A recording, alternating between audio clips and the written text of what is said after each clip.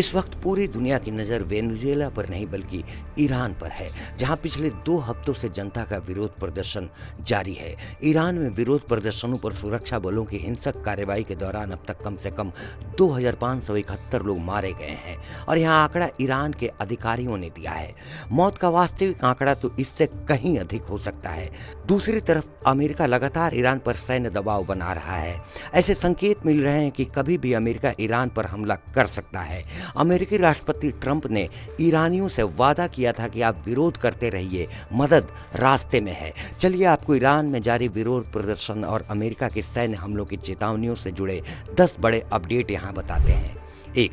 Iran की Khamenei सरकार भले ही दावा कर रही है कि सब कंट्रोल में है, लेकिन जमीन पर जनता का विरोध प्रदर्शन शांत होने का नाम नहीं ले रहा है। अमेरिका स्थित मानवाधिकार कार्यकर्ता समाचार एजेंसी HRANA ने बताया है कि उसने अब तक ईरान में इंटरनेट ब्लैकआउट के बावजूद पिछले 17 दिनों में 2403 प्रदर्शनकारियों, सरकार से जुड़े 147 लोगों और 9 असंबद्ध जो किसी तरफ से नहीं जुड़े नागरिकों के साथ साथ 12 बच्चों की हत्या की पुष्टि की है। वहीं एक ईरानी अधिकारी ने भी न्यूज एजेंसी रॉयटर्स को बताया कि 2000 लोग मारे गए थे, लेकिन इसके लिए आतंकवादी दोषी थे। 2. इससे पहले मंगलवार को ट्रंप ने अपने ट्रूथ सोशल प्लेटफॉर्म पर लिखा था कि ईरानी अधिकारी इन हत्याओं के लिए बड़ी कीमत चुकाएंगे।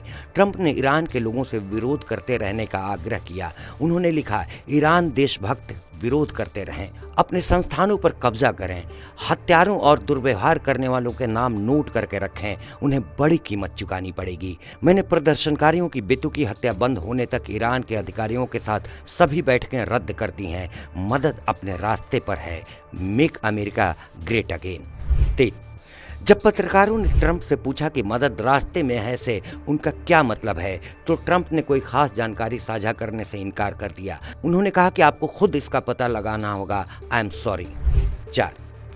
ईरान की सरकार ने अमेरिका पर आरोप लगाया है कि वह विरोध प्रदर्शन को बहाना बनाकर सैन्य हस्तक्षेप की कोशिश कर रही है। यूएन में ईरान के मिशन ने एक्स पर पोस्ट लिखते हुए लिखा, ईरान को लेकर अमेरिकी कल्पनाएं और उसकी नीति शासन परिवर्तन में निहित है, जिसमें प्रतिबंध, धमकियां, जानबूझकर फैलाई गई अशांति, अराजकता सैन्य हस्तक्षेप का बहाना बनाने के तौर तरीकों के रूप में काम कर रही है। 5. आज ईरान में विरोध प्रदर्शन को लेकर पहली फांसी होने वाली है। पिछले गुरुवार को 26 साल के इरफान सुल्तानी को गिरफ्तार किया गया था। एक हफ्ते में ही मुकदमा चलाया गया, दोषी ठहराया गया और फांसी की सजा सुना दी गई। मीडिया रिपोर्ट्स के अनुसार उन्हें बुधवार को ईरान में फांसी दे दी जाएगी। उन्हें तेहरान के उत्तर पश्चिम बाहरी इलाके में स्थित कारज में गिरफ्तार किया गया था। सुल्तानी पिछले सप्ताह गिरफ्तार किए गए हजारों प्रदर्शनकारियों में से एक हैं। 6. डोनाल्ड ट्रंप ने मंगलवार को चेतावनी दी कि अगर ईरानी अधिकारी प्रदर्शनकारियों को फांसी देते हैं तो बहुत बड़ी कार्रवाई की जाएगी। ईरान को बार बार सैन्य हस्तक्षेप की धमकी देने वाले अमेरिकी नेता ने कहा, अगर उन्होंने ऐसा कुछ किया तो बहुत बड़ी कार्रवाई करेंगे, जब वे हजारों लोगों को मारना शुरू कर देंगे। और अब आप मुझे फांसी के बारे में बता रहे हैं, हम देखते हैं कि यह उनके लिए कैसा होता है। 7. बहुत सारे ऐसे संकेत एक साथ मिल रहे हैं जो दिखाते हैं कि अमेरिका किसी भी वक्त ईरान पर सैन्य हमला कर सकता है। अमेरिकी विदेश विभाग ने कहा है कि अमेरिकी नागरिकों को तुरंत ईरान छोड़ देना चाहिए और यदि ऐसा करना सुरक्षित है तो जमीन के रास्ते ईरान से आर्मेनिया या तुर्की जाने पर विचार करें। इसके अलावा ट्रंप ने वो मदद रास्ते में है वाला सोशल मीडिया पोस्ट तो किया ही है। एक संकेत इजराइल से मिला है।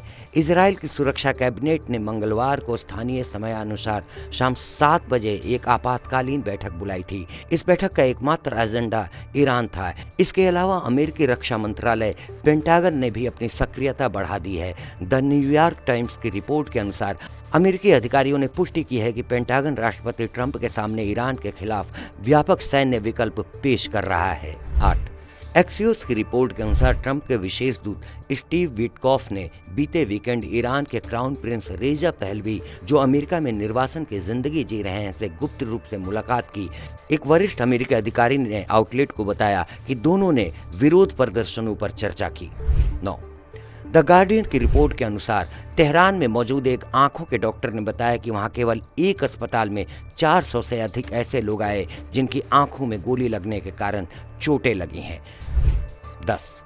ब्लूमबर्ग के न्यूज के अनुसार एलन मस्क की सैटेलाइट इंटरनेट सेवा देने वाली कंपनी स्टारलिंक ने ईरान के लोगों को मुफ्त इंटरनेट देने की पेशकश की है। ईरान में इंटरनेट ब्लैकआउट 5 दिनों के निशान को पार कर गया है। ब्लूमबर्ग की रिपोर्ट के अनुसार ईरान के लोगों के लिए मेंबरशिप फीस माफ कर दिया गया है ताकि ईरान में रिसीवर वाले लोग भी बिना भुगतान किए सेवा का उपयोग कर सकें।